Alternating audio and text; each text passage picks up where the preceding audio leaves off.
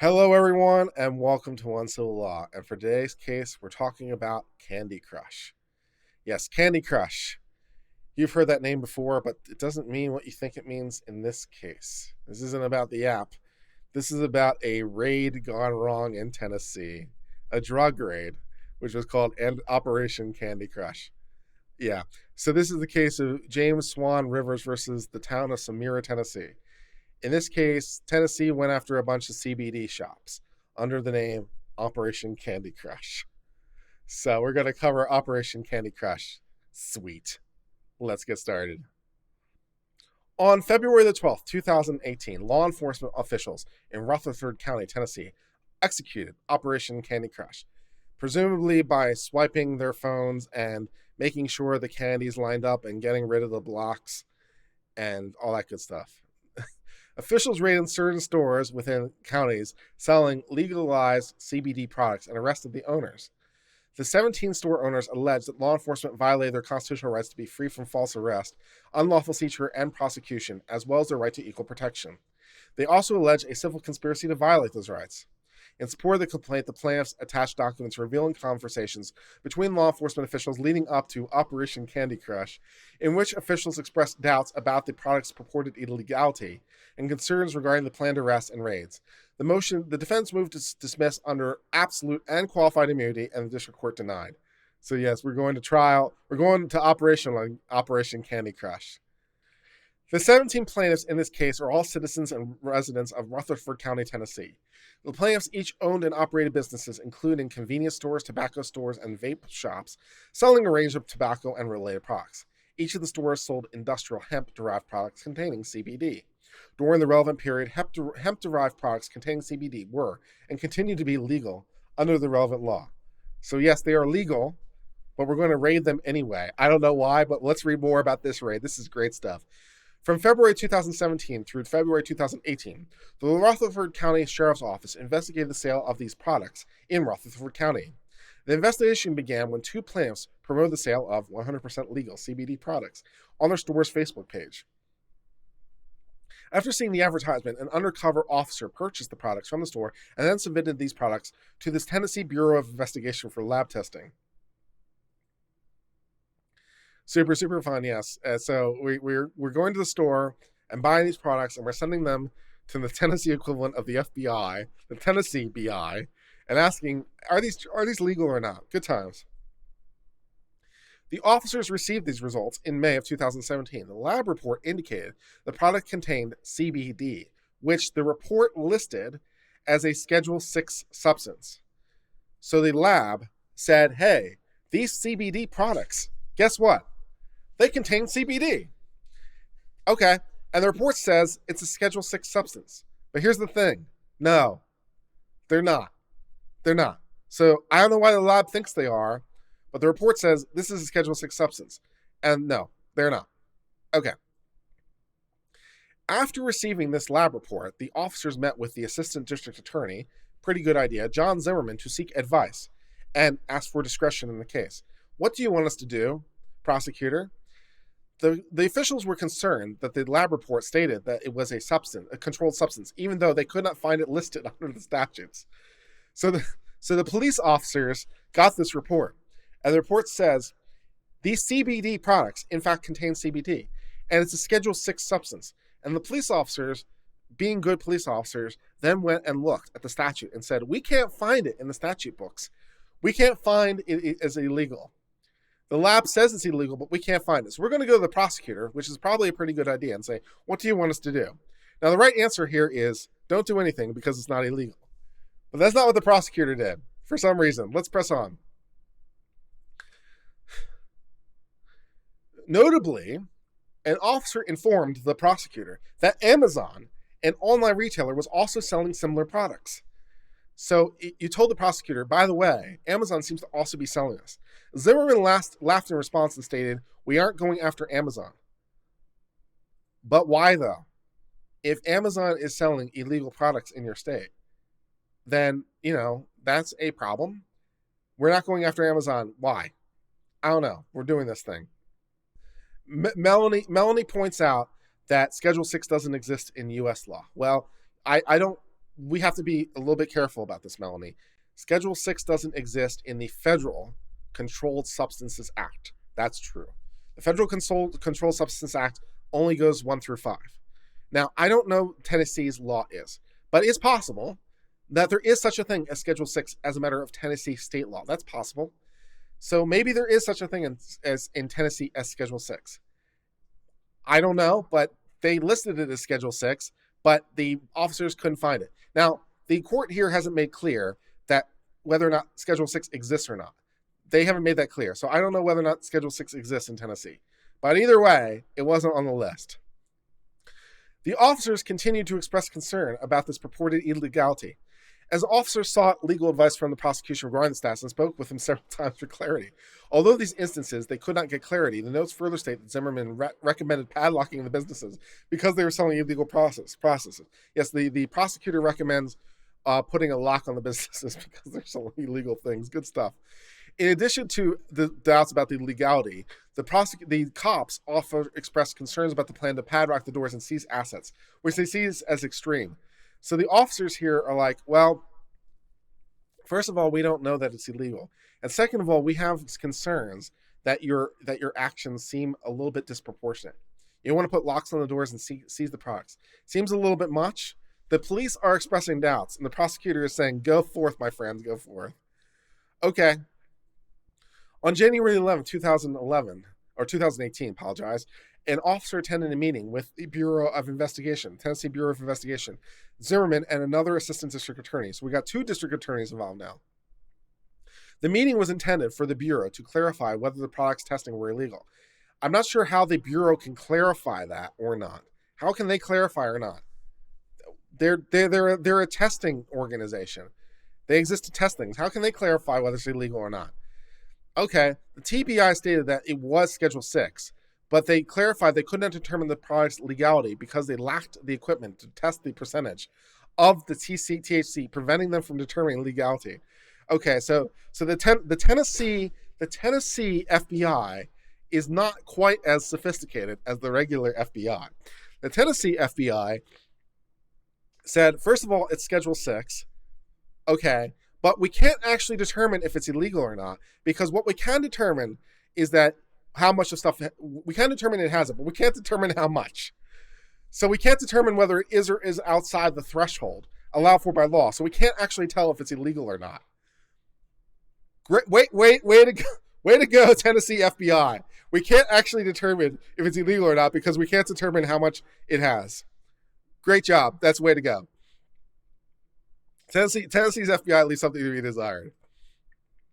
The attorney for the Tennessee FBI explained, I should probably stop calling it Tennessee FBI, because if I keep using that term, someone might think I mean an FBI field office in Tennessee, when I distinctly do not mean that. I most decidedly do not mean an FBI field office in Tennessee. I'm using it cutely to make fun of them. I certainly do not mean a field office of the FBI in Tennessee. So I'll stop using the phrase Tennessee FBI because it might be confusing. Okay, the Tennessee Bureau of Investigation attorney explained the legality of substance containing the CBD is a case-specific inquiry. In response, Zimmerman turned to the officer and said, the stuff is illegal and we're going forward with this. Okay.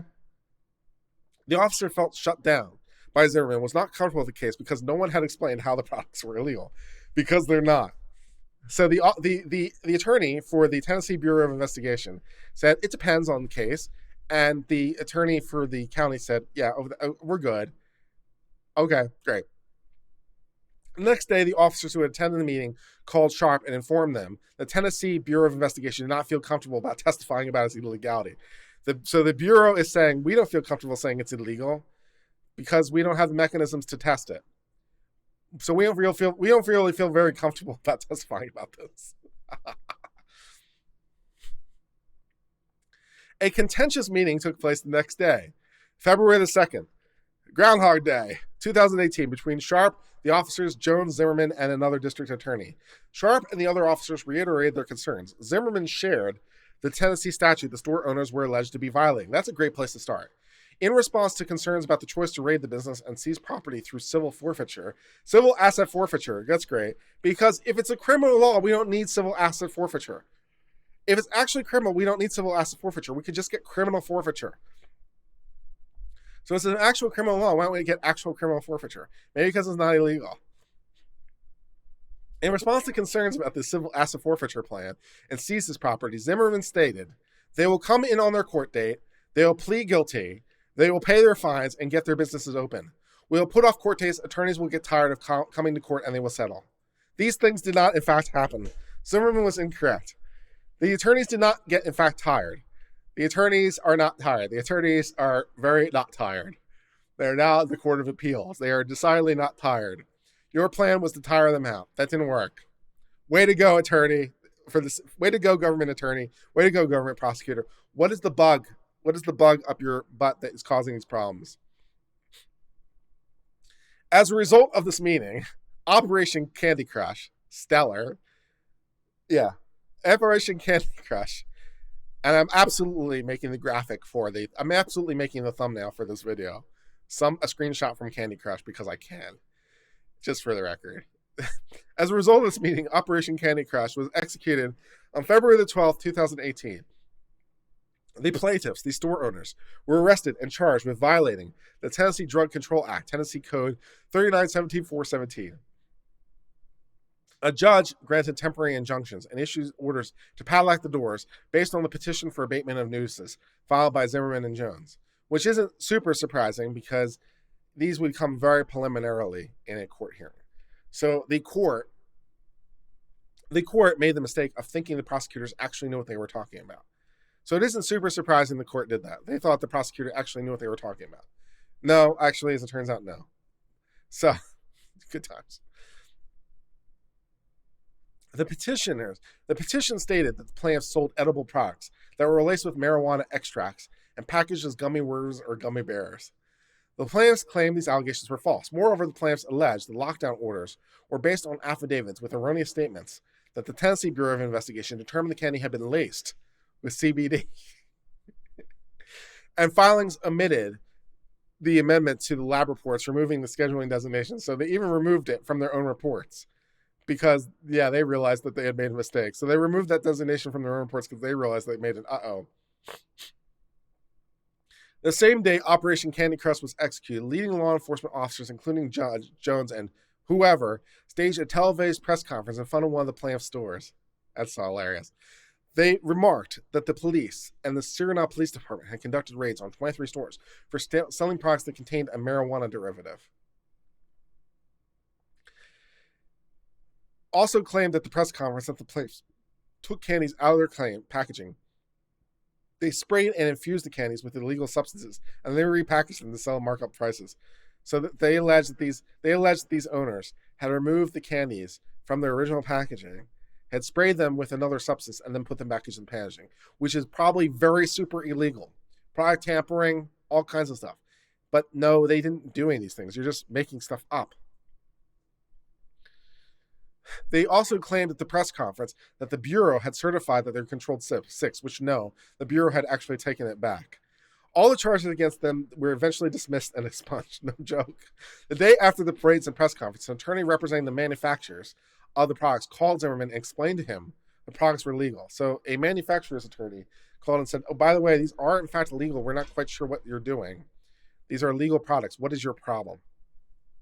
So an attorney from the manufacturer is getting involved. The plaintiffs file a complaint alleging violation of 42 U.S.C. 1983 and 1985, alleging violations of their rights as well as conspiracy to violate their rights. Yeah, I'm not quite sure why they wanted to do this.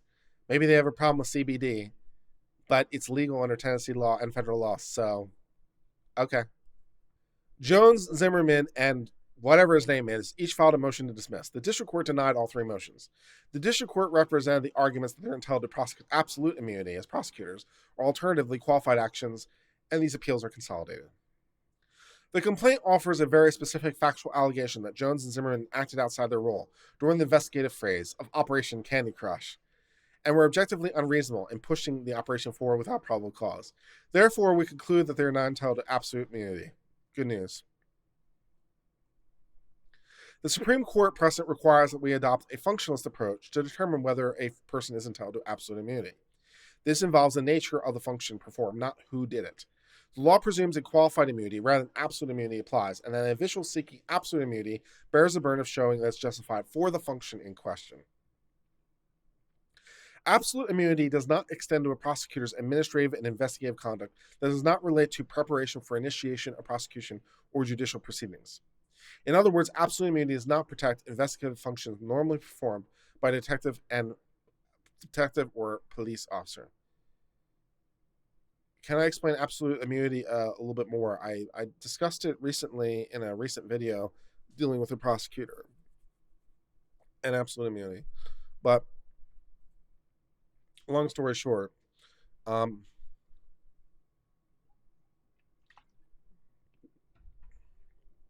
apologize. Long story short, absolute immunity applies to a judge or a prosecutor to the extent they're performing a judicial function, and not to the extent they're performing an executive function, which would be more related to investigation. So a prosecutor prosecuting a case in court or a judge, in terms of their decision, are entitled to absolute immunity for their decisions on a civil action. So there you go.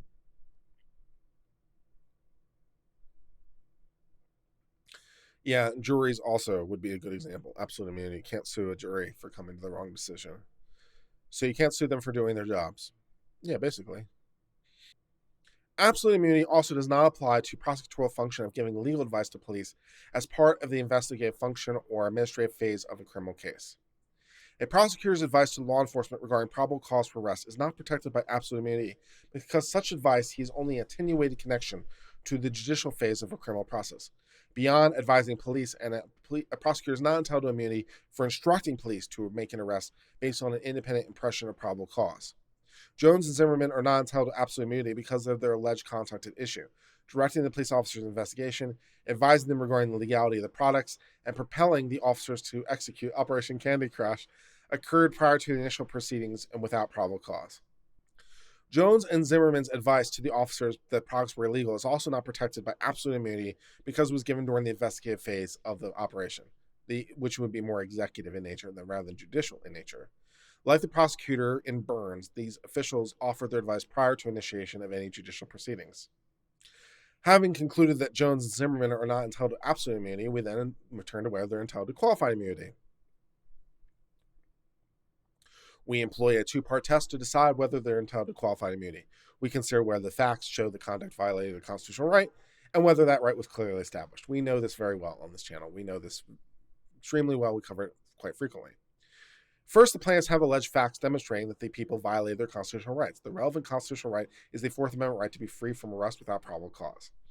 When an arrest is supported by probable cause is determined by whether the facts and circumstances within the arresting officer's knowledge and whether they have reasonable, trustworthy information were sufficient to warrant a prudent person into believing a plaintiff had committed or were committing an offense. Okay, fair enough.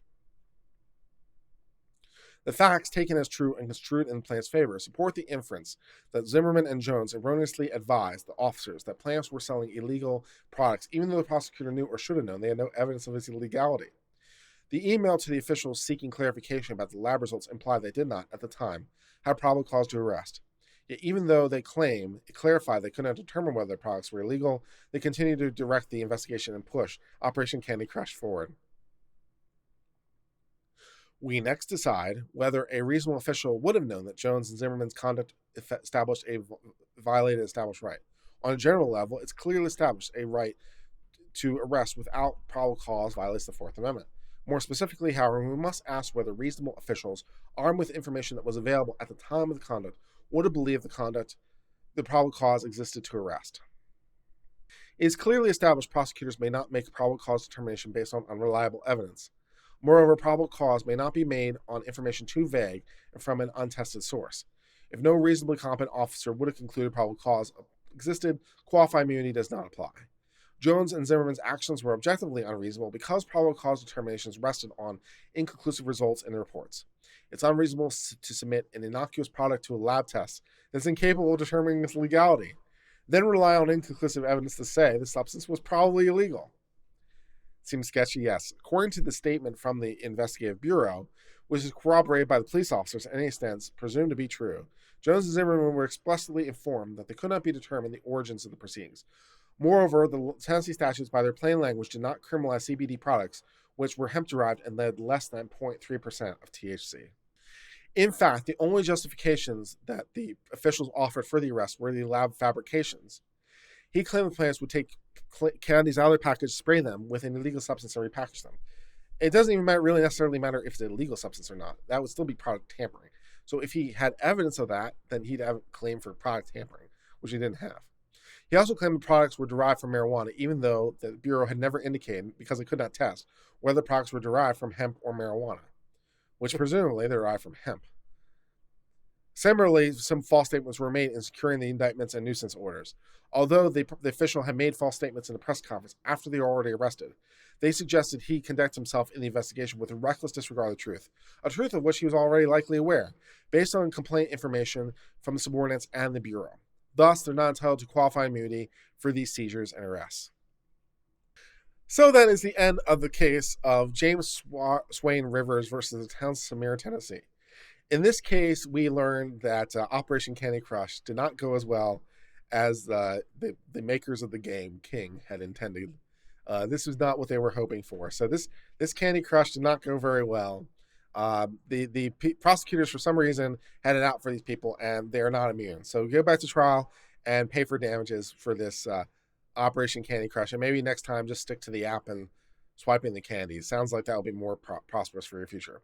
And that's the end of the coverage of this case.